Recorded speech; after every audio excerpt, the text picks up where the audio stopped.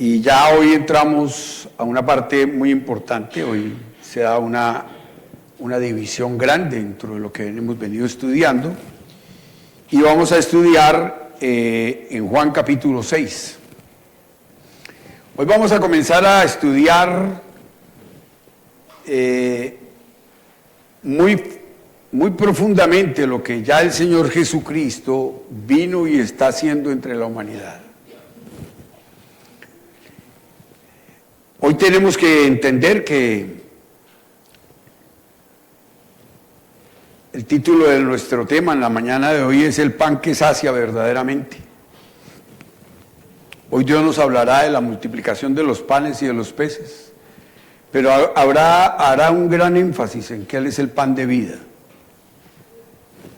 Hoy comenzamos a mirar una relación con Cristo, ya una relación más personalizada de parte de toda la iglesia. Venimos hablando de muchas cosas que más adelante vamos a verlo, pero hoy estaremos meditando en lo que dice la Escritura. Les invito a que abramos la Biblia todos en Juan capítulo 6 y vamos a leer desde el versículo 1 hasta el versículo 15. Vamos a entrar en el mensaje que Dios quiere darnos. Lo que vamos a leer es lo que el Señor Jesucristo transmitió y Él mismo, como dice Efesios 4, Él mismo constituyó a unos maestros, apóstoles, evangelistas, profetas, sacerdotes, para que pudiésemos explicar, vivir y hacer entender esta palabra de Dios. Y eso es lo que vamos a hacer y por eso los invito a leerlo primero que todo. Después de esto, Jesús fue al otro lado del mar de Galilea, el de Tiberias, y le seguía gran multitud porque veían las señales que hacía en los enfermos. Entonces subió Jesús a un monte y se sentó allí con sus discípulos, y estaba cerca la Pascua, la fiesta de los judíos. Cuando alzó Jesús sus ojos y vio que había venido a él gran multitud, dijo a Felipe: ¿de dónde compraremos pan para que coman estos? Pero esto lo decía para probarle, porque él sabía lo que había de hacer.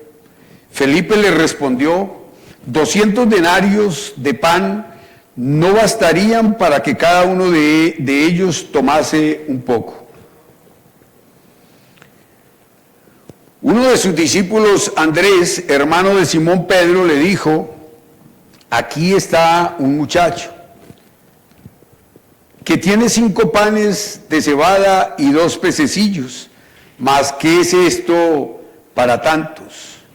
Entonces Jesús dijo: hacer recostar a la gente, y había mucha hierba en aquel lugar, y se recostaron como en número de 5,000 varones, y repartió entre los discípulos, y los discípulos entre los que estaban recostados, asimismo los peces cuanto tenían. Y cuando se hubieron saciado, dijo a sus discípulos: recoged los pedazos que sobraron, para que no se pierda nada. Recogieron pues y llenaron 12 cestas de panes. Y entonces, verdaderamente, ese es el profeta que había de venir, decía la gente, al mundo. Pero entendiendo Jesús que le iban a venir para apoderarse de él y hacerle rey, volvió a retirarse al monte él solo. Bueno, vamos a analizar este pasaje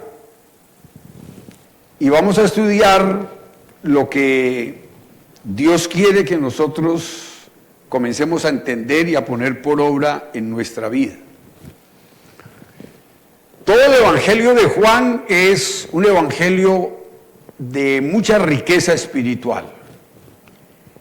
Y es un evangelio que nosotros debemos estudiarlo para ponerlo por obra y así poder vivir nosotros las experiencias gloriosas de una vida rica en el Espíritu.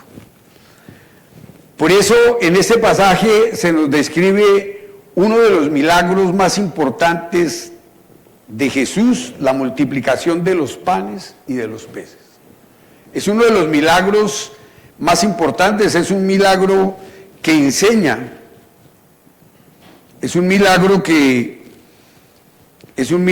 nos enseña la compasión de Jesús y la insuficiencia humana ante la necesidad ajena. Dos cosas que son muy importantes en la vida espiritual. Entender que usted tiene una suficiencia, que Cristo tiene una suficiencia espiritual y usted tiene una gran escasez espiritual. Nosotros. Todos tenemos una gran escasez espiritual y por eso el Señor nos dice que la forma en que Dios puede multiplicar lo poco que se ofrece, la lección principal es que a través de la fe y de la generosidad los discípulos deben aprender a compartir lo que tienen. Lo poco que usted le puede presentar a Cristo. Pero Él tiene la bendición y la oportunidad para cada uno de nosotros de multiplicar lo poco que le llevamos. Imagínense ustedes que eran 5,000 varones. Eso implica que eran muchísimas personas, porque de los varones muchos son casados, tienen hijos, en esa época eran hogares bastante grandes. Entonces estamos hablando de una respuesta de Dios, de Cristo, para toda una necesidad que tenía todo un pueblo. Y por eso nosotros tenemos que mirar que la insuficiencia humana ante la necesidad ajena es muy poca lo que existe en el mundo. Y Cristo vino a enseñarnos lo que significa dar. Primero que todo, lo que significa entregar en las manos de Dios entregar en las manos de Dios para que haya multiplicación y para que haya el compartir. Los discípulos deben aprender a compartir lo que tienen, ya que Jesús se sirve de las pequeñas ofrendas para suplir grandes necesidades. El Señor Jesús no necesita multiplicar las grandes cosas que existen. Él necesita multiplicar lo poco que usted tiene. Él multiplica, por ejemplo, su poca fe. Él multiplica, por ejemplo, su poco amor. Pero es que ante Cristo tenemos que venir con algo en nuestra mano. ¿Estamos? O sea, no podemos venir con las manos vacías, el corazón vacío delante de Dios. Por eso el milagro de la multiplicación de los panes y de los peces es uno de los pocos que aparecen en los 4 evangelios, lo cual ya nos muestra su profunda importancia espiritual y doctrinal. Aquí el Señor Jesús no solo alimenta físicamente una multitud hambrienta, sino que revela su identidad como el pan de vida, el único que puede saciar el hambre del alma.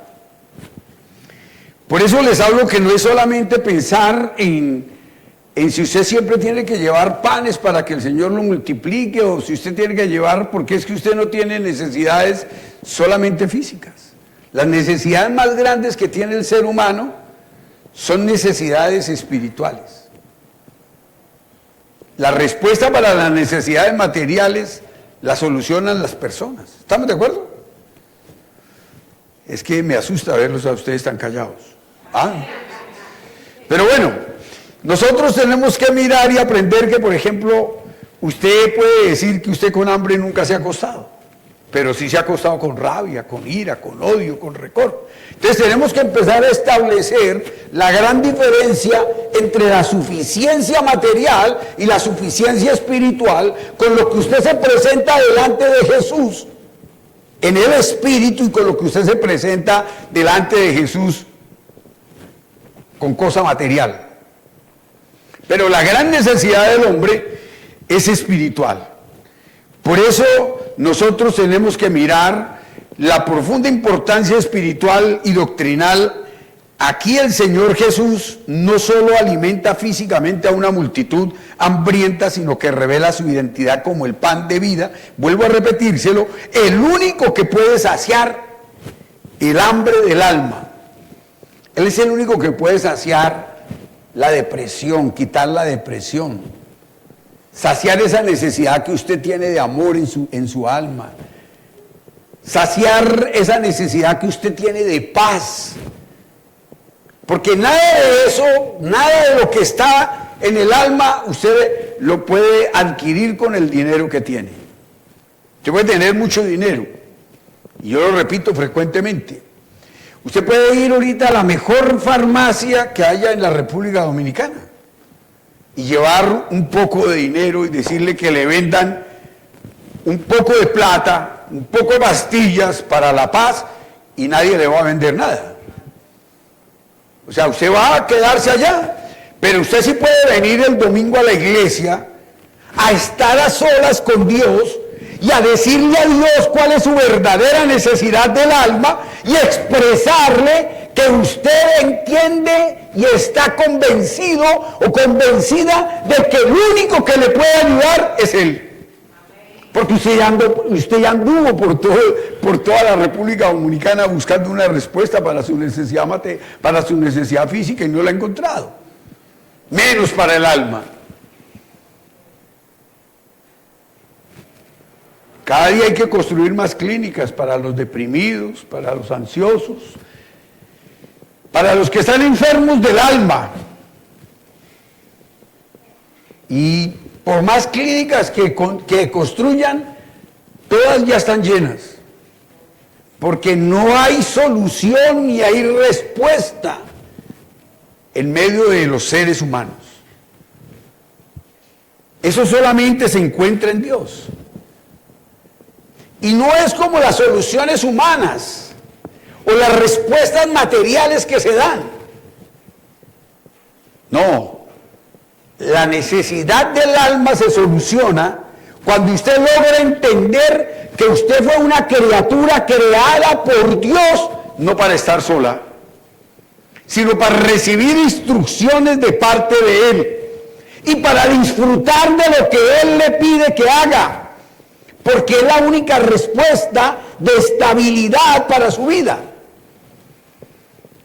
Usted puede ir al libro del Génesis y se va a dar cuenta en el libro del Génesis que Dios creó al hombre y le dio todo lo que el hombre necesitaba físicamente, humanamente, para ser feliz.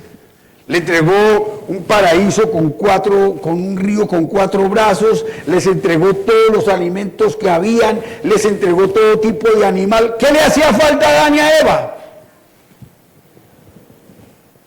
Pero un día decidieron escuchar una voz diferente a la voz del proveedor de paz, de amor y de abundancia material. Y entonces cayeron en el pecado. Y de ahí para acá el hombre no se ha podido levantar. ¿Estamos? El hombre no se ha podido levantar. Porque el hombre le da más valor a las cosas que el mundo opina que a las cosas que usted quiere vivir verdaderamente. Usted quiere vivir en paz.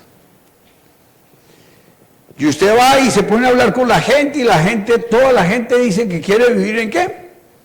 En paz.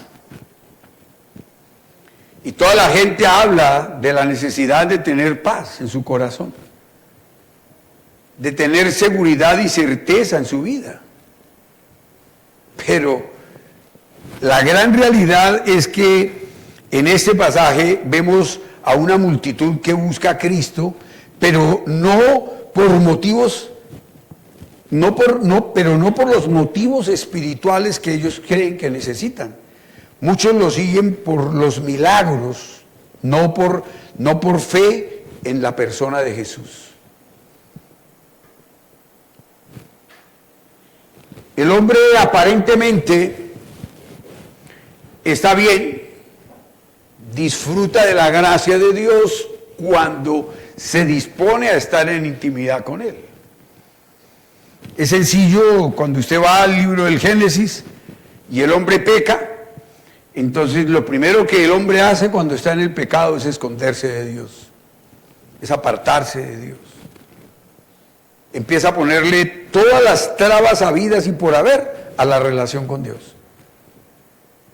Entonces usted va y usted, si ha salido a evangelizar en alguna oportunidad, a usted le dicen, pero es que allá le prohíben a uno todo, es que allá le dicen que uno no puede no sé qué, allá no. No, aquí le dicen que usted tiene, o le decimos que tiene que ser santo. Porque es lo único que exige Dios para que usted sea plenamente feliz, que usted sea santo. Y la santidad no se consigue en una relación de segundos con Dios. La verdadera felicidad al lado de Dios, la santidad, se consigue cuando yo logro entender que debo tener una intimidad profunda con Él, que debo relacionarme profundamente con Él. Haga usted el análisis de una familia que son felices. Siempre se ve al papá, la mamá y los hijos. Y usted siempre los ve dialogando. Eso no quiere decir que no tengan problemas, pueden tener problemas gravísimos. Pero esa intimidad que llevan les ayuda a encontrar la respuesta sobrenatural que está en la palabra de Dios para sus vidas. Por eso, en el Antiguo Testamento Dios alimentó al pueblo con maná del cielo. Eso dice Éxodo capítulo 16.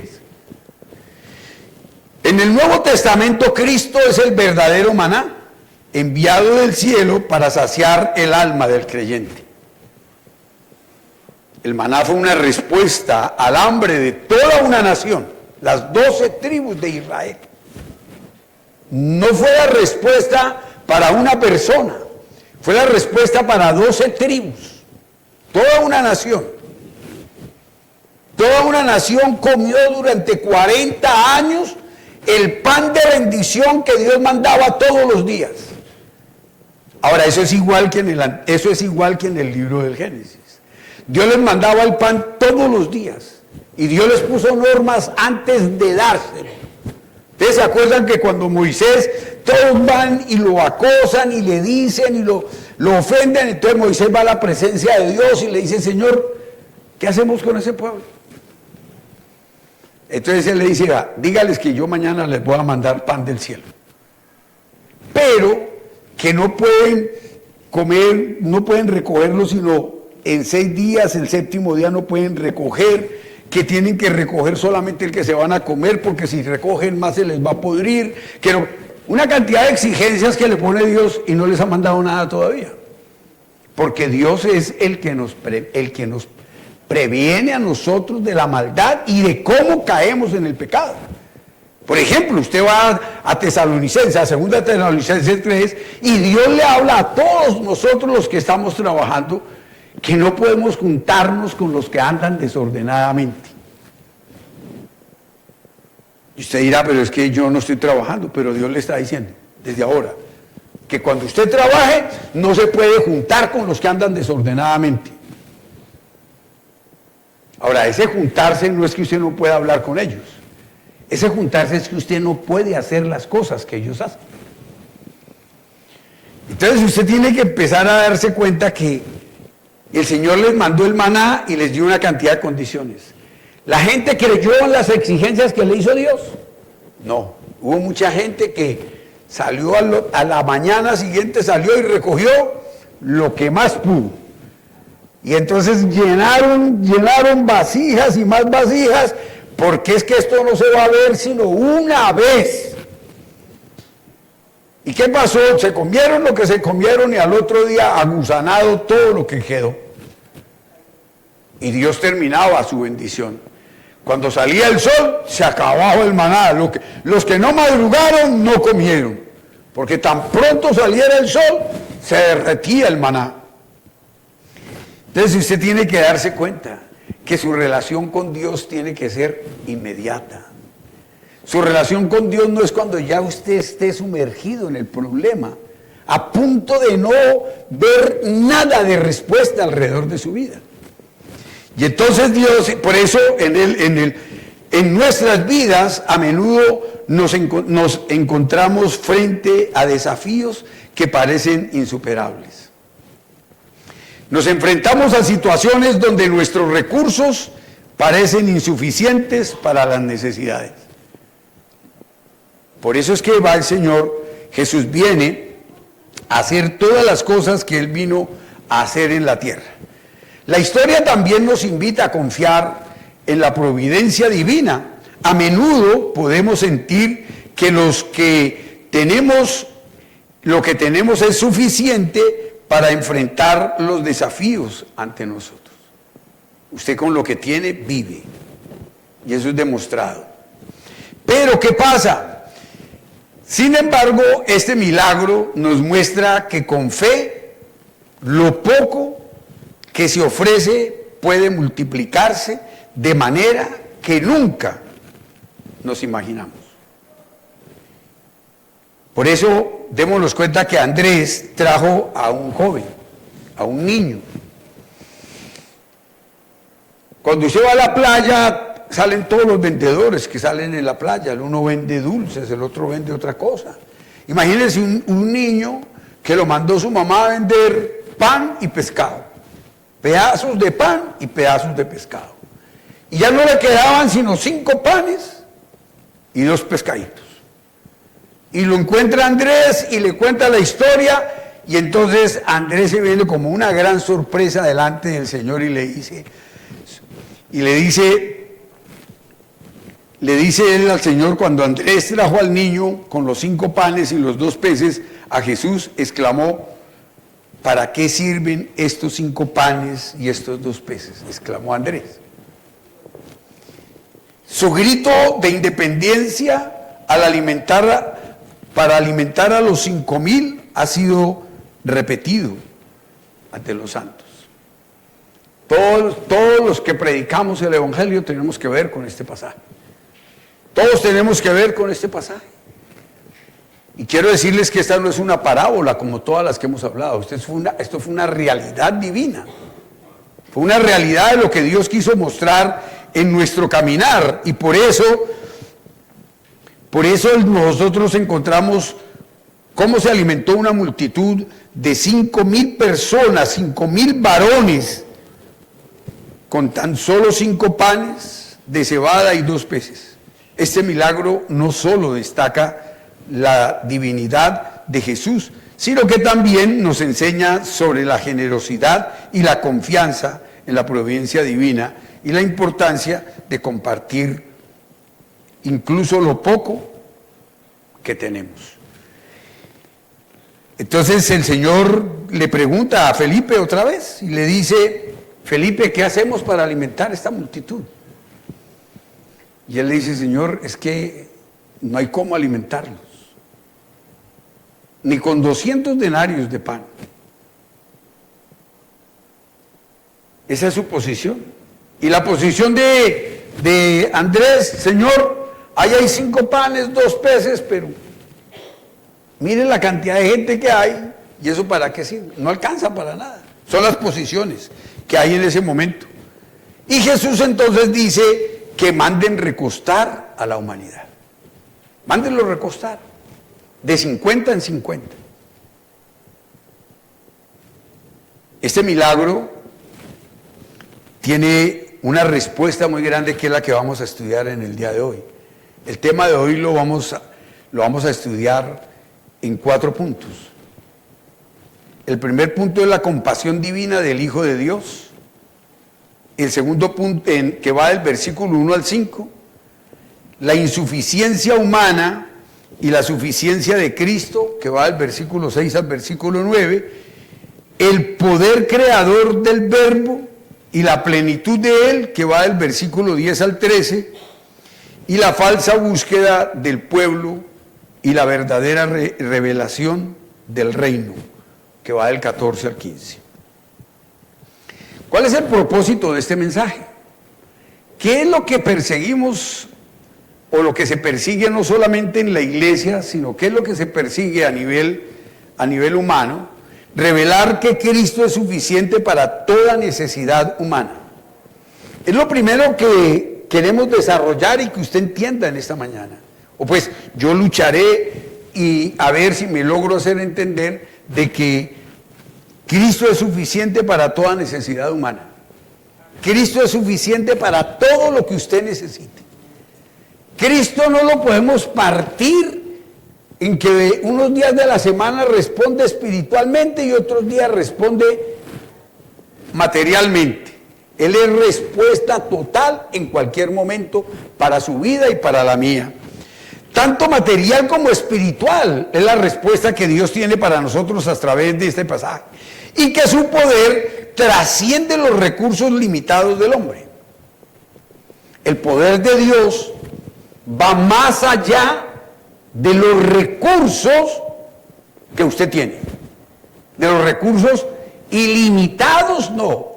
Para unos son ilimitados y para otros son limitados. Pero todos terminan siendo recursos ilimitados en la parte espiritual.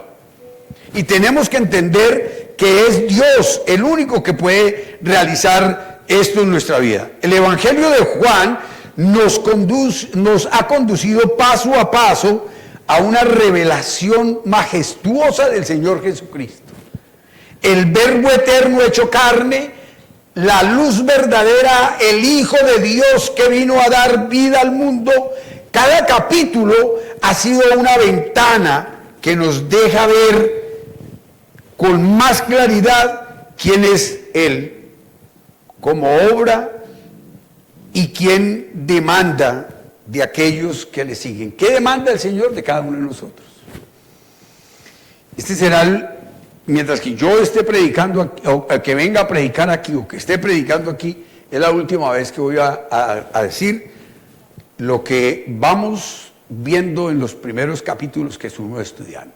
Hoy por última vez les recordaré lo que vamos estudiando, porque hoy hay un vuelco total a la instrucción que viene en Juan. ¿Estamos de acuerdo? Hoy los que han querido traer su lapicito y su hojita los tienen copiados, y los que no los van a copiar hoy, o si no, usted al final le entregan un resumen de la predicación, si las ha guardado, entonces sabe cómo es que vamos, porque es necesario. Porque ¿por qué el hombre de hoy no vive la abundancia que vivía la gente en el ayer? Porque en el ayer había más intimidad con Dios que hoy. En el ayer había mucha más comunión con Dios, movida por la necesidad del ser humano, que no tenía competencia a Dios con eso. Hoy no, hoy el mundo le ofrece a usted todo. Y usted se va desbordado allá. Pero el mundo nunca lo hará a usted feliz. El mundo le ofrece a usted todo lo que usted necesita para creerse que está bien. Y cada día hay más compradores compulsivos. Cada día hay más gente que cree que tener cosas es la bendición más grande de su vida. Y en todos los aspectos. Las universidades paran llenas. Cuando yo era niño, hace muchos años, uno terminaba la primaria y era casi un doctor. Y terminaba el bachillerato y era casi un magíster. Hoy usted termina el bachillerato, termina la universidad, hace un poco posgrados y todavía no vale nada. Y entonces siguen abriendo universidades para que usted siga intentando encontrar la verdadera felicidad a través de la esclavitud de la ciencia. Porque eso es solamente esclavitud.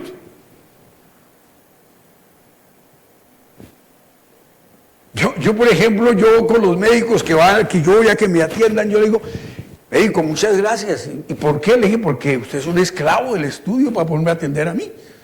Usted es un hombre esclavo. Usted todas las veces, cada vez se lo llevan para un lado a darle una charla, al otro día para otro lado, al otro día le piden que usted estudie, que usted haga, para que usted me pueda atender a mí. Y le cuento una cosa, que nunca el paciente sale satisfecho. Así usted ha estudiado mucho. Esa es la realidad divina. Y nosotros por eso tenemos que entender. Les voy a volver a repetir. En el capítulo 1, el verbo eterno de la luz y la vida. Yo se lo voy a hacer un poco más ampliado. Ya yo no venía insinuando títulos. Hoy quiero para que usted escriba, para que sea consciente cómo es que vamos saliendo. Desde el principio Juan nos eleva a las alturas eternas. En el principio era el verbo y el verbo era con Dios y el verbo era Dios. Juan capítulo 1, versículo 1. Así que nos revela la eternidad, la deidad y la persistencia en Cristo. Él no comenzó en Belén. Jesús no comenzó su vida en Belén. Jesús ya era desde antes de los siglos.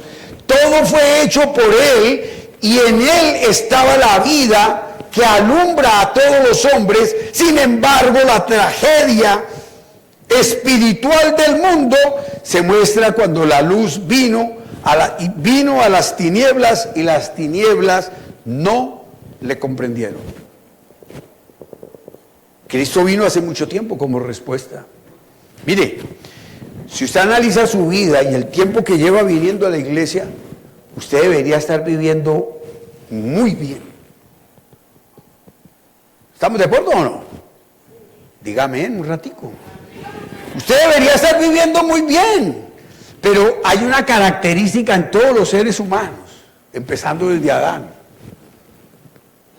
que caímos en algo que se llama desobediencia. Y eso nos ha impedido ser felices. Punto. ¿Estamos de acuerdo o no? Vamos al segundo tema que vimos. En el capítulo 2, la gloria manifestada en Canaán y la pureza del templo. Eso fue lo que estudiamos básicamente en esa segunda charla. El segundo capítulo abre con el primer milagro público en las bodas de Caná, donde Jesús transformó el agua en vino, y este milagro no solo revela su poder, sino que apunta a la nueva obra del Evangelio. Ahí comienza la nueva obra del Evangelio, que sustituye los ritos vacíos del judaísmo por el gozo del nuevo pacto en la sangre de Cristo. Este principio de señales hizo Jesús en Caná de Galilea. Este principio de señales hizo el Señor en Caná de Galilea para vencer todas las cosas con que el hombre se contentaba aparentemente en las manifestaciones de su vida. Por eso, luego de limpiar el templo, se presenta como el verdadero templo de Dios. ¿Ustedes se acuerdan de ese pasaje?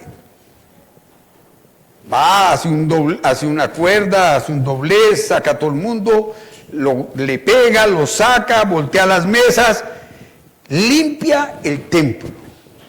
Y esto significa que Jesús se presenta como el verdadero templo de Dios, anticipando su muerte y resurrección, ya que se trata de un edificio.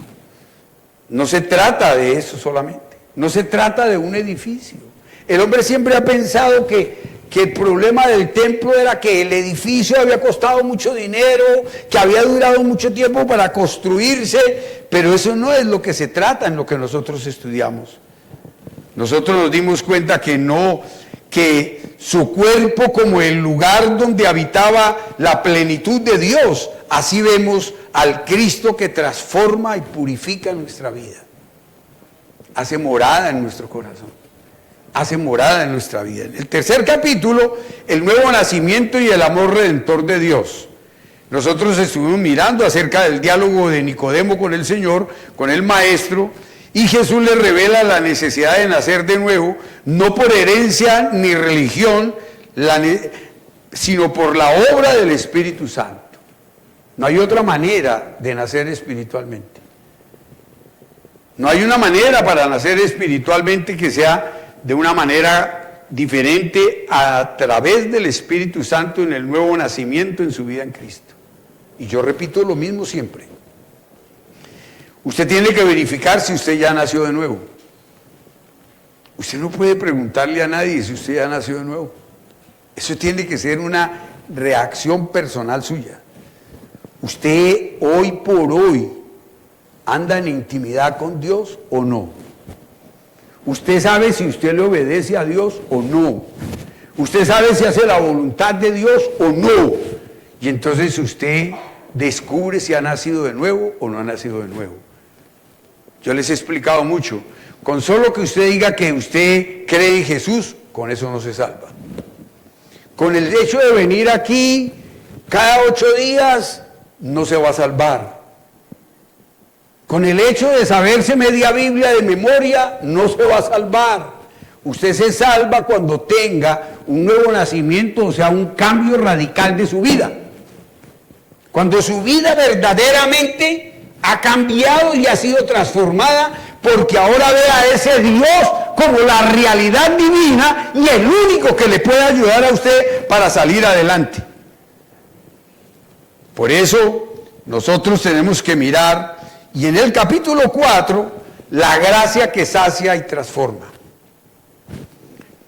El Señor Jesucristo habla con la mujer samaritana,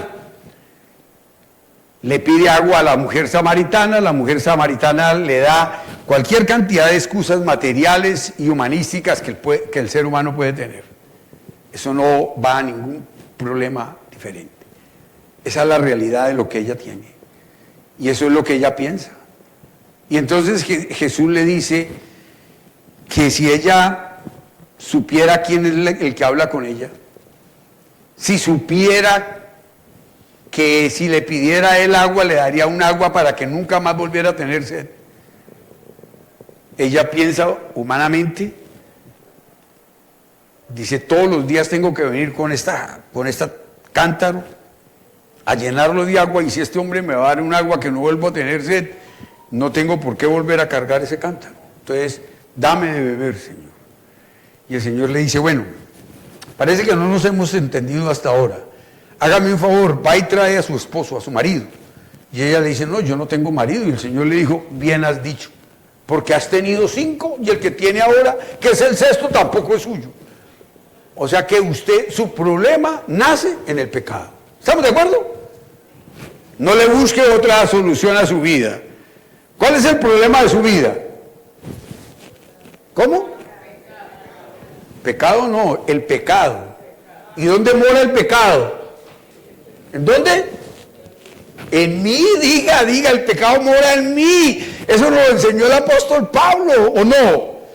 El apóstol Pablo terminó diciendo, es que el pecado mora en mí. Yo consiento el pecado en mi vida. Por eso vamos al capítulo 5. Ya estamos mirando el 5º capítulo, la autoridad del Hijo de Dios. Y acuérdense que entonces el Señor sana un paralítico que tenía 38 años de estar en la piscina de Betesda, esperando que alguien le ayudara para hacer ¿qué? Para ser sano. ¿Estamos de acuerdo? Yo no sé usted cuántos años lleva esperando que alguien le ayude a ser salvo. ¿Ah?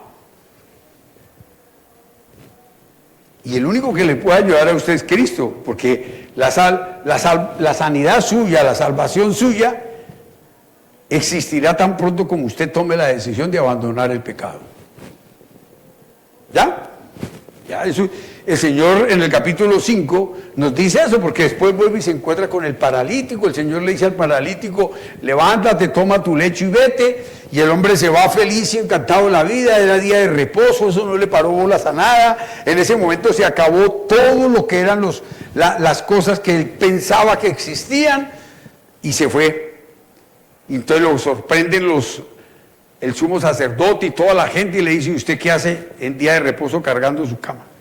Ya no, yo no sé, el tipo que me dijo que me levantara y me fuera, ese fue el que me sanó y yo a ese señor no le voy a desobedecer. Yo, 38 años yo ahí aguantando, y viene alguien y me dice: levántate, y me levanté. Toma tu lecho, lo tomé y vete, me vine y estoy caminando así. Y quizás a usted esa parte, porque es que ese pasaje se parte en dos. Ese testimonio se parte en dos, entonces quizás a usted le pasó lo mismo.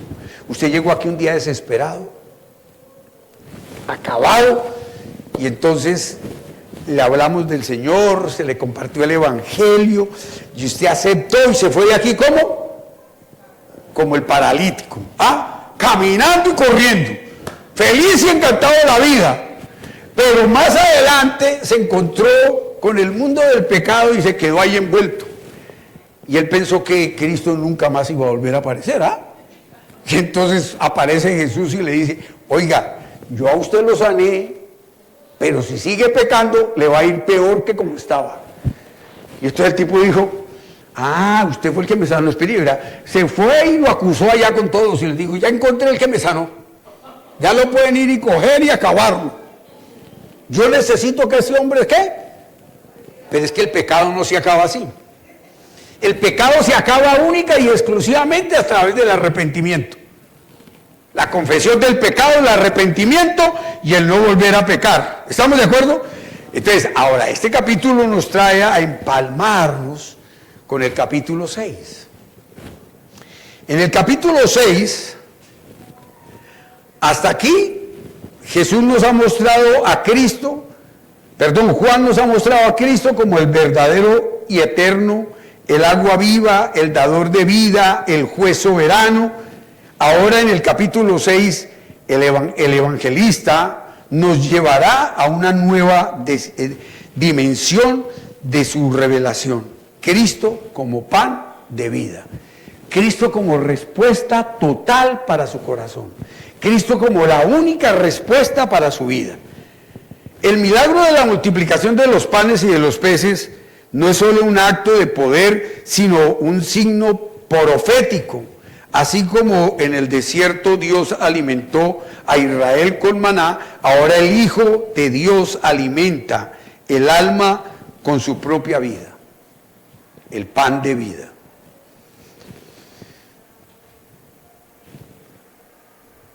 El maná del cielo fue como un adelanto a lo que es el milagro del pan de vida. Y así tenemos que mirarlo nosotros en la Escritura, Juan 6:35. Tenemos que mirarlo de esa manera. De esta manera, todo el Evangelio de Juan hasta el punto nos prepara para entender que Cristo no vino solo para dar cosas buenas, sino para darse a sí mismo como el pan de vida desciende del cielo. El Señor Jesucristo no vino a traer respuestas momentáneas. El Señor vino a traer respuestas totales a su corazón. ¿Estamos? Vamos a ver estos 4 puntos de una manera rápida. Ya todo está dicho, ya simplemente voy a decirle los títulos. La parte doctrinal ya está toda leída, pero vamos a recordar porque la parte doctrinal es lo que tenemos que recordar. ¿Estamos de acuerdo? Todo lo que hemos hablado está en un contenido perfecto en la parte doctrinal distribuida en esos 4 puntos. Lo primero es que la compasión divina del Hijo de Dios va del versículo 1 al 5 y la parte doctrinal dice: después de esto Jesús fue al otro lado del mar de Galilea, el de Tiberias, y le seguía gran multitud porque veían las señales que hacía en los enfermos. Entonces subió Jesús a un monte y se sentó allí con sus discípulos. Y estaba cerca de la Pascua, de la fiesta de los judíos, cuando alzó Jesús los ojos y vio que había venido a él gran multitud y dijo a Felipe: ¿de dónde compraremos pan para que cada uno de estos coma? Hoy tenemos que darnos cuenta que Jesús vino a enseñarnos que en nuestra vida tiene que haber compasión por el necesitado. Es algo que luchamos dentro de la iglesia. Y es una necesidad mayúscula dentro de la iglesia. Luchar por los necesitados, por las viudas, por todo lo que Jesús habló. ¿Estamos? Las viudas, los huérfanos, los extranjeros, todos los necesitados, dice Dios, dice Cristo que hay que atenderlos. Aquí contemplamos la compasión de Cristo, una compasión que no nace de un impulso humano, sino del amor eterno del Hijo de Dios. Por eso nosotros hablamos de los ejemplos que tenemos en esa parte humanística de la parte del Señor Jesucristo, y tenemos el ejemplo, por ejemplo, de Juan 2, 23, 25. ¿Qué pasó en Juan 2, 23, 25? Estando Jesús en la fiesta de la Pascua, muchos creyeron en su nombre, viendo las señales que hacía. Pero Jesús mismo no se fiaba de ellos porque los conocía a todos. Y no tenía necesidad de que nadie le diese testimonio, pues él sabía lo que había en el hombre.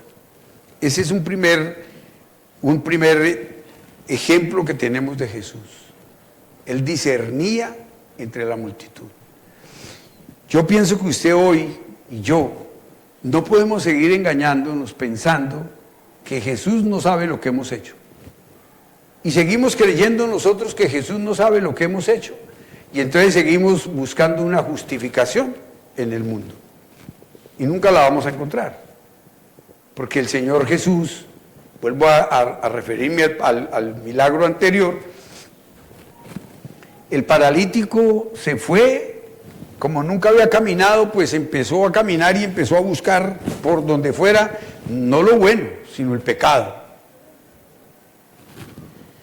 Y aquí entonces vemos que el Señor conoce a todos y por eso Él no le creía a nadie. Por eso muchos creyeron en Él por las señales, pero Jesús no se fiaba de ellos porque los conocía. Y encontramos en Lucas 5, del 1 al 11, y entonces Jesús, vamos a hablar de la pesca milagrosa, como un ejemplo de Jesús. Jesús se subió en una barca que se la pidió prestada a Pedro. Pedro le prestó la barca y él se fue, predicó desde la barca y después el Señor le dijo a Pedro, boga mar adentro para pescar. Pedro le dijo, Señor, ni es la hora, ni es el lugar, ni son las condiciones. Pero el Señor le dijo, boga mar adentro. Y él entonces dijo, Señor, yo lo voy a hacer por la palabra que he oído. No porque sea una realidad poder ir a esta hora a hacer pesca, sino por la palabra que usted ha hablado. Ahí aprendemos muchas cosas en esa parábola. Porque lo que el Señor les había hablado, lo que habló el Señor ese día fue acerca de la ley de la siembra y la cosecha. Habló de los 4 tipos de terrenos que hay donde cae la semilla. Y nos demuestra que cuando una semilla cae en un terreno preparado, da fruto ¿al qué? Al 30, al 60 o al 100 por 1. El terreno estaba preparado. Pedro había escuchado la predicación del Señor y por eso le dice, en lo que he oído, voy a hacer lo que yo sé que no se puede hacer. Pero tú lo dices y yo estoy convencido de lo que usted habla. Y así fue como se dio el milagro de la pesca milagrosa. Por eso, tenemos un significado teológico acerca de este pasaje y entonces Cristo, el Dios providente y cercano, este pasaje nos enseña una profunda verdad teológica. Cristo no solo ve la necesidad, Cristo comprende la necesidad y Cristo provee conforme a su perfecta sabiduría. Por eso usted y yo tenemos que estar preparados. Y esto decía el Señor para probarles porque Él sabía lo que debía hacer. Nosotros vamos y miramos una aplicación que tenemos también. Cristo sigue viendo nuestra necesidad hoy. No está distante ni indiferente a lo que usted necesita. Hoy Cristo está pendiente de eso mismo. Nuestra fe debe superar la lógica humana. Hoy usted tiene que estar pensando de esa manera. La lógica humana te dice que todo lo tienes que comprar en X lugar. La lógica espiritual dice que Cristo tiene poder para sanarte. Que Cristo tiene poder para proveerte lo que tú necesitas. ¿Estamos? El problema de nosotros es que hay una ley que no la cumplimos y es la ley de la espera. El rey David nos enseña en el Salmo 40 que tenemos que esperar pacientemente la acción de Dios. ¿Estamos de acuerdo? Ahora, no es porque el Señor esté ocupado, ni porque tenga muchas cosas que tiene que ir a visitar a mucha gente. No. Es que el Señor tiene que formar el carácter de Él en cada una de las personas, o si no se pierde el milagro. Volvemos al joven que fue sanado, al paralítico. No era un corazón preparado. Entonces, tan pronto como fue sanado, ¿a qué se fue? A pecar. ¿Qué haría usted si Dios le da el dinero que usted anhela? ¿Volvería el domingo aquí? No, hermano, usted no vuelve. Vuelve cuando ya no tenga nada. Eso le pasó al hijo pródigo. La palabra de Dios está llena de ejemplos que nosotros tenemos que poner por obra en nuestra vida. El hijo pródigo le pidió a su papá todo, el Señor le entregó todo lo que él pidió y se fue. ¿Y se fue a qué? A pecar. No se fue a ver cómo multiplicaba lo que su papá le había dado. Si a usted le dieran mucha plata, usted no vuelve por aquí. Pero nosotros seguiremos orando por usted porque un día la plata se acaba, dice la palabra de Dios. ¿Estamos de acuerdo? Y entonces aquí lo recibiremos como el papá recibió al hijo pródigo. ¿Ah? O como Cristo le volvió a hablar al paralítico de Betesda. Por eso Cristo es nuestro modelo. La iglesia debe reflejar el corazón de su Señor. Por eso vamos a mirar el segundo punto.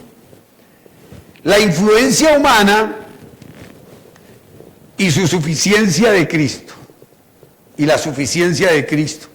Del versículo 6 al 9, la parte doctrinal nos dice lo siguiente.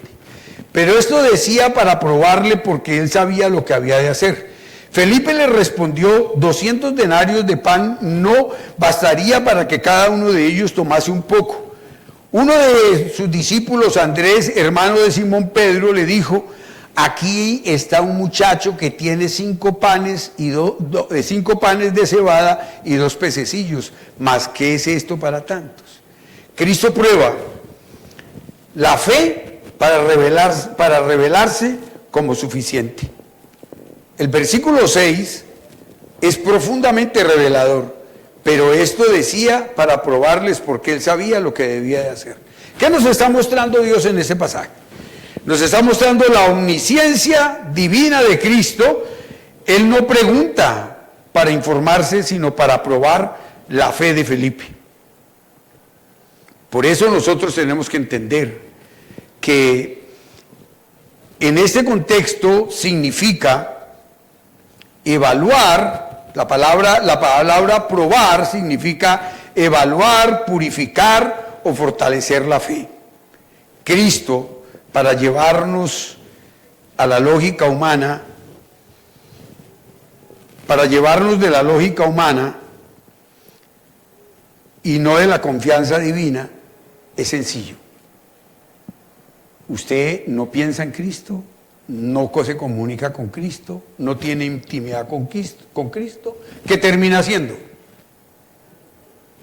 Lo que el mundo le pide. ¿Estamos? Amén. Porque ese es el destino de todos. ¿Estamos de acuerdo o no? Amén, otra vez. Ustedes tienen que aprender a decir amén, amén, amén. O sea, así sea, así es lo que nos pasa a nosotros. Igualito es lo que nos pasa a nosotros. ¿O no? Aquí hay de todas las edades, niños, jóvenes, todos sufrimos del mismo pecado, desobedientes a morir. ¿O no? Y entonces después queremos que las cosas pasen de otra manera y eso no se puede. Por eso, así lo hace Dios desde el principio en Éxodo 14:6. Y Jehová dijo a Moisés: he aquí, yo haré llover pan del cielo para vosotros, y el pueblo saldrá y recogerá diariamente la porción de un día para probarlos si andan en mi ley o no. Dios lo mismo.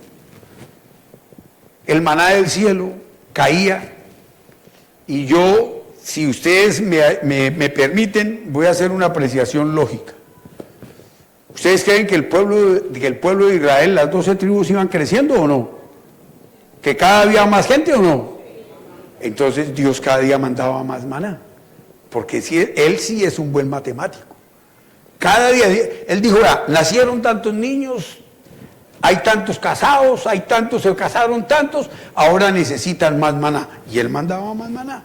Nunca Dios provee escasamente para su vida. Dios siempre le dará todo lo que usted necesita, no todo lo que usted quiere. Ese es el problema, y por eso la gente habla mal de Dios. Porque es que no me ha dado lo que yo quiero. No, ya usted eso era desbaratado. Por eso le da lo que usted necesita. Lo que usted requiere, esto es lo que Dios le da. Y no a usted, sino a todos nosotros. ¿Estamos de acuerdo? Por eso Jesús le pregunta a Felipe, y por eso Cristo no busca información, sino formación. Cristo no busca información en Felipe. El Señor no le pregunta a Felipe para ver si Felipe le informa bien cuántos denarios necesitan para comprar pan. No, el Señor necesita saber si Felipe ya fue formado en creer que Dios puede multiplicar lo poco que ellos tienen para poder vivir o no. Amén, amén, amén, amén. Vamos al tercer punto. Ay, con esta gente, Dios mío. Nosotros tenemos que mirar las cosas. Vamos al tercer punto. Ya hemos hablado mucho acerca de lo que el Señor Jesucristo hace y puede seguir haciendo. El poder creador del verbo y la plenitud que Él da. Eso va del versículo 10 al 13, y la parte doctrinal, que es el Evangelio, dice de la siguiente manera: entonces Jesús dijo: hacer recostar a la gente, y había muchísima hierba en aquel lugar, y se recostaron como un número de 5,000 varones, y tomó Jesús aquellos panes, y habiendo dado gracias, los partió entre los discípulos, y los discípulos entre los que estaban recostados, asimismo de los peces como de los peces cuanto querían. Y cuando se hubieron saciado, dijo a sus discípulos: recoger los pedazos que sobraron para que no se pierda nada. Recogieron pues y llenaron 12 cestas de pedazos, que los 5 panes de cebada sobraron, y todos los que habían comido comieron hasta saciarse. Jesús toma lo poco y da gracias. Jesús toma lo poco y da gracias. ¿Usted da gracias todos los días por los alimentos que se come? ¿Amén? No.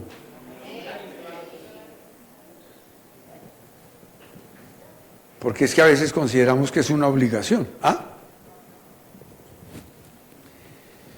Por eso los discípulos,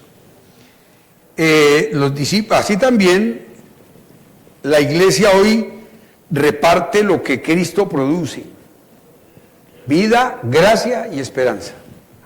Eso es lo que la iglesia reparte hoy. Eso es lo que damos cada domingo. Cada domingo damos eso que Dios quiere que nosotros estemos dando: vida, gracia y esperanza. Cristo ordena y revela su autoridad soberana en el versículo 10. Entonces Jesús dijo: hacer recostar a la gente. Allí hay problemas difíciles. Ya vimos el concepto de Felipe: insuficiencia económica para poder suplir la necesidad. Vimos el concepto de Andrés: insuficiencia material para poder tener una respuesta. Y ahora vemos lo que Cristo plantea. Hagan recostar a la gente. Y les da instrucciones. Lo mismo que con el maná. El maná les dijo, mañana van a salir a recoger la porción que se van a comer.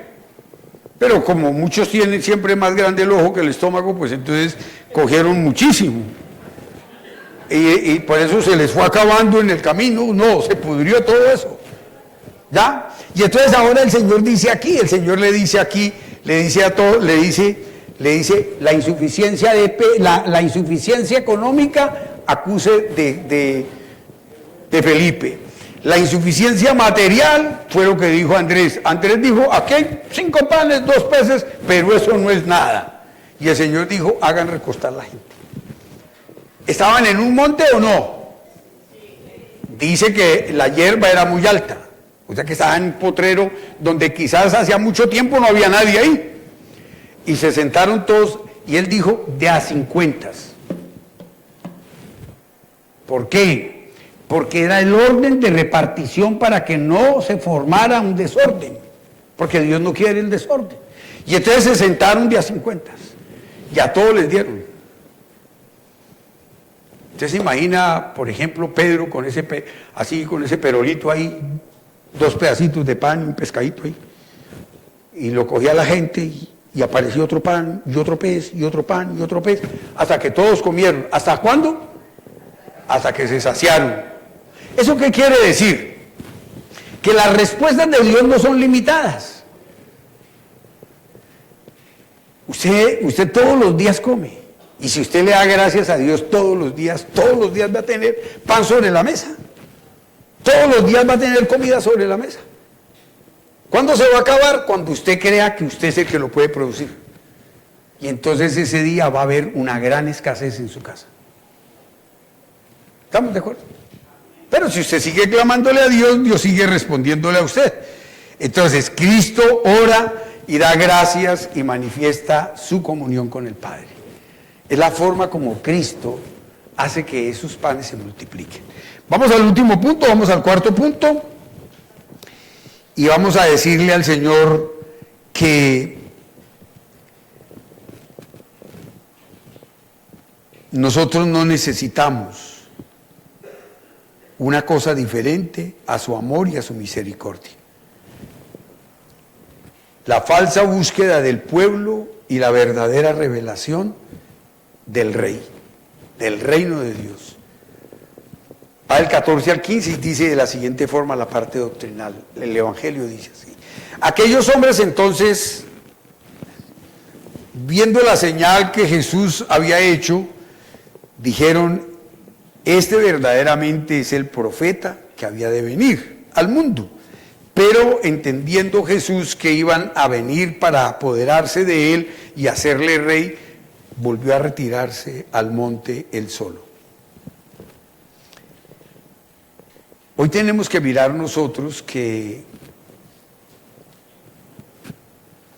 la multitud, viendo la señal que el Señor hizo, lo querían hacer rey. Usted cuando está bien con Dios, cuando usted está en la comunión, usted quiere hacerlo el rey de su corazón.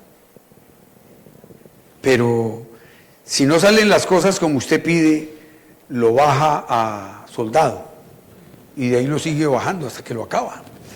Lo acaba en su corazón, ¿estamos de acuerdo? Pero el Señor es claro. Y el Señor es lo máximo que puede haber para nuestra vida. El Señor dice, me querían hacer el rey de sus vidas. ¿Qué significaba ser el rey de sus vidas? Hacerles muchas cosas. Tenía que montar un ejército, tenía que montar unas cosas. Y yo lo que quiero ser es su sanador, su proveedor, su dueño de amor, su sueño de misericordia. Y eso fue lo que el Señor planteó y eso es lo que nosotros hoy estamos viviendo. ¿Ok? Entonces, el milagro apunta a una realidad superior. Cristo no vino para saciar el hambre del cuerpo, sino para saciar el hambre del alma. El pan que Él multiplica es símbolo del pan celestial el que Él mismo ofrece. Por eso nosotros tenemos que darnos cuenta que la misericordia de Dios siempre estará funcionando en esa parte que nosotros necesitamos tener. Por eso cuando nosotros vamos a Mateo capítulo 4, el versículo 3 y 4, si eres hijo de Dios, di a estas piedras que se conviertan en pan. Pero Jesús respondió, no solo de pan vivirá el hombre, sino de toda palabra que sale de la boca de Dios. El pan material no es la respuesta humana. El pan material se compra. El pan espiritual se tiene que recibir y se recibe cuando tenemos comunión privada con nuestro Dios, cuando tenemos intimidad con nuestro Rey, cuando tenemos intimidad con nuestro Padre Celestial. Por eso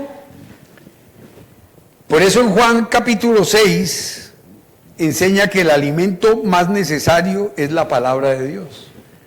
El alimento más necesario para nosotros es la palabra de Dios. No es lo que los demás quieren y pretenden que nosotros tengamos. Usted sale de aquí y de pronto, yo no sé, de pronto no le hemos colocado el letrero aquí como estación de servicio para que usted venga cada 8 días a tanquear su corazón y irse y volver dentro de 8 días casi empujado. ¿Ah? ¿Qué le pasa si usted deja su carro sin gasolina? Que un día tendrá que llevarlo ¿cómo? Empujado. ¿Estamos de acuerdo o no?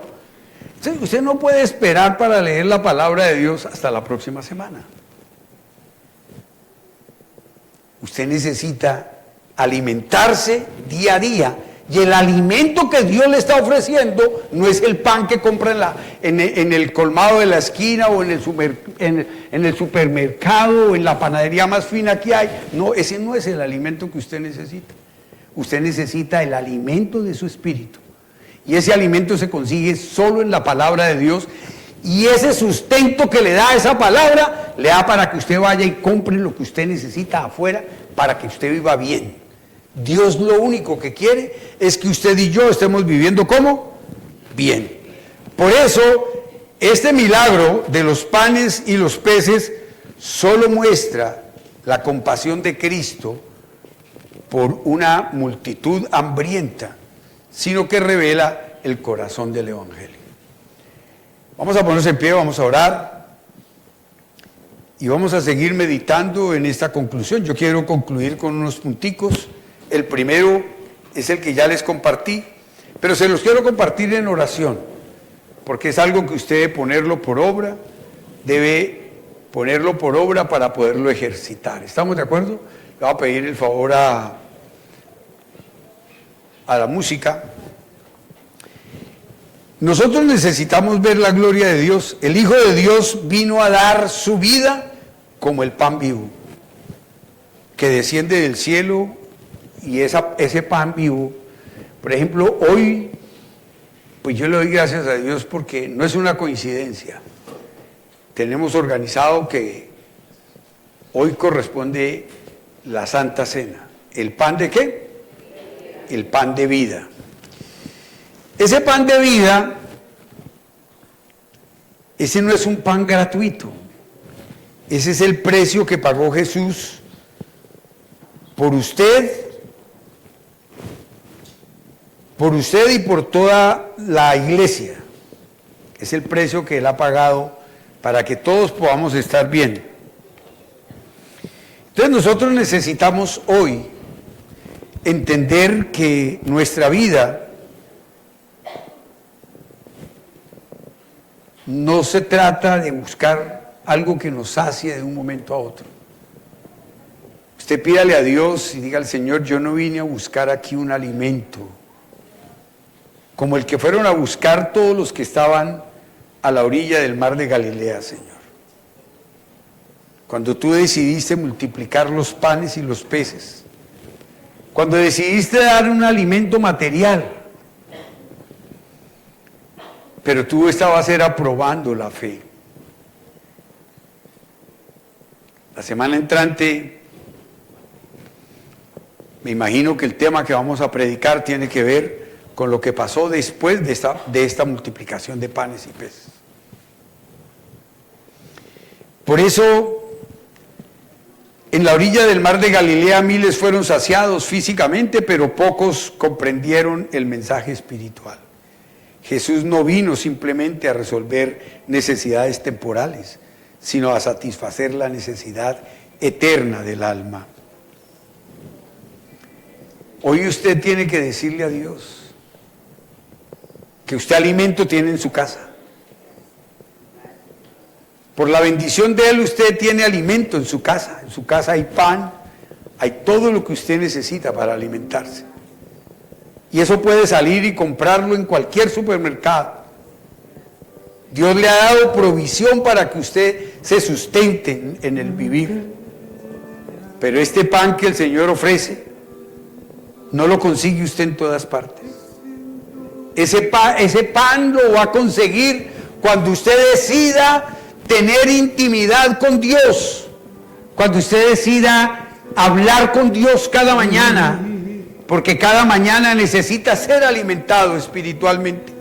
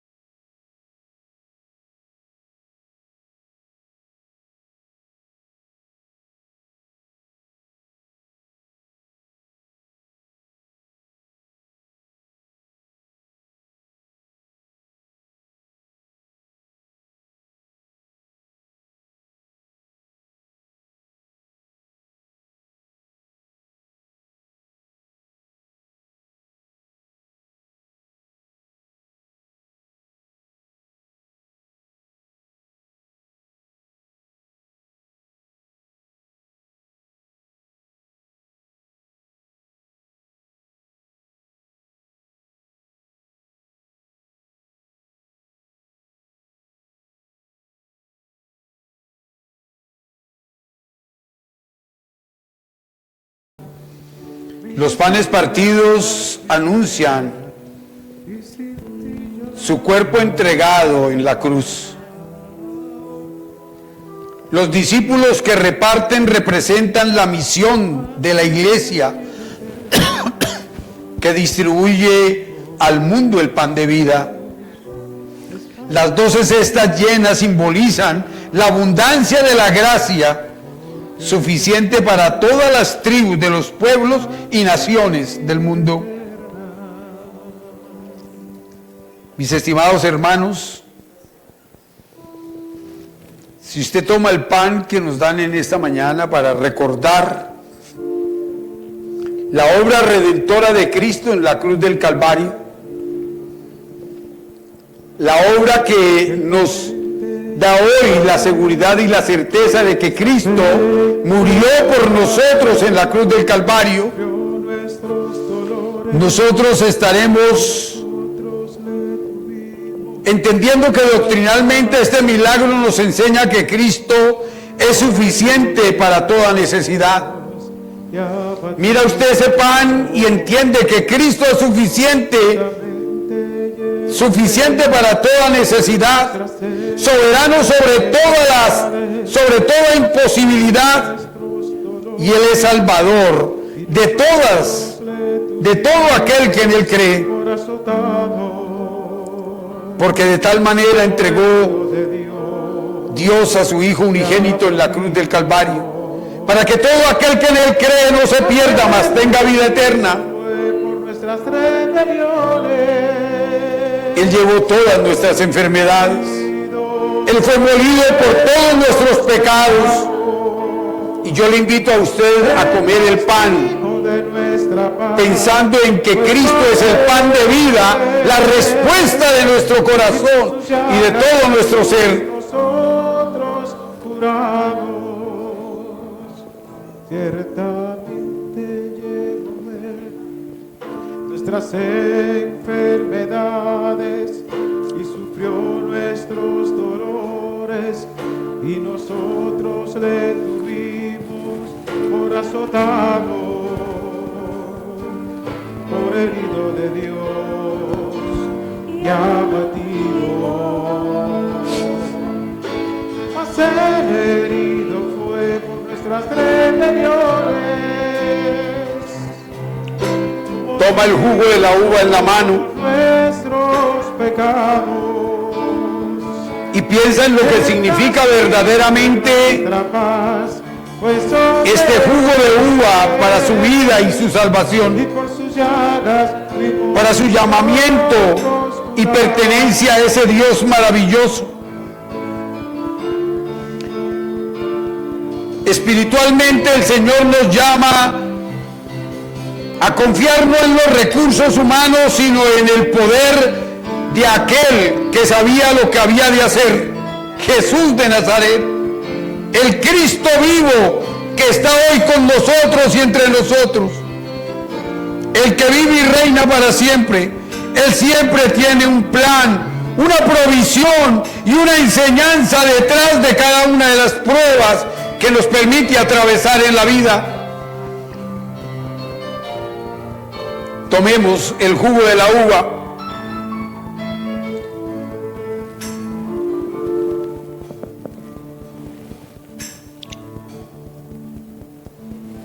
Y evangelísticamente nos invita a vivir o a venir a Cristo no por pan, sino debemos venir a Cristo porque Él es el pan de la vida eterna. El mismo Jesús que multiplicó los panes es el que hoy ofrece su vida en abundancia al que le cree. Yo soy el pan de vida, y el que a mí viene nunca tendrá hambre, y el que en mí cree no tendrá sed jamás. Dele gracias a Dios usted en esta mañana. Dele gracias al Rey. Así que mi hermano, mi hermana en Cristo, este pasaje nos llama a mirar más allá del milagro para ver al milagroso, a buscar en Él pan que llena el cuerpo, sino el Cristo que sacia el alma. Yo le invito a que usted levante su corazón delante de Dios en esta tarde, en este tiempo de amor y de misericordia con nuestro Padre Celestial. Y usted tiene que decirle a Jesús: necesitamos ver tu gloria en mi casa, Señor. Solo clámale a Dios por toda su familia. Y si alguno está enfermo, clámele a Dios porque Él bendiga su casa, porque Él bendiga con sanidad, medicina y curación su familia, porque Él sea la respuesta que su corazón tiene para poderle brindar a toda su casa, para poderle dar a toda su familia. Y dígale a Él que Él es la esencia total de nuestra vida, que Él es el poder y la grandeza sanadora, liberadora, proveedora de cada uno de nosotros. Y dígale: Señor, mi corazón se refugia solamente en ti, Padre Celestial. Mi corazón se entrega de una manera sobrenatural para ver tu gloria. Porque hoy hemos entendido que tú eres el Señor y el Maestro, el pastor de nuestras vidas, el proveedor de nuestro corazón. Eres el Señor y sanador de cada uno. Padre, santo es el que vive, santo es el que reina, santo en las alturas, santo aquí en la tierra, santo en el pesebre, santo en el sepulcro, santa es su sangre derramada en la cruz. Santo es el que vive, santo es el que reina, santo en las alturas, santo aquí en la tierra, santo en el pesebre, santo en el sepulcro, santa es su sangre derramada en la cruz. Santo, santo, santo, santo, santo. gracias, Jesús, por tu amor y por tu misericordia.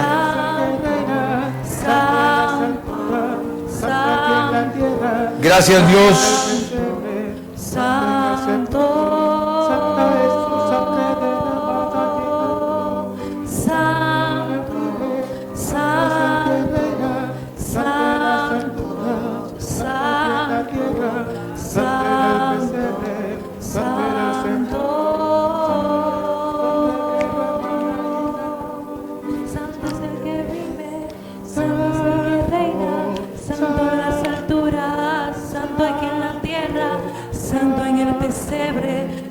en el sepulcro, santa es su sangre derramada en la cruz.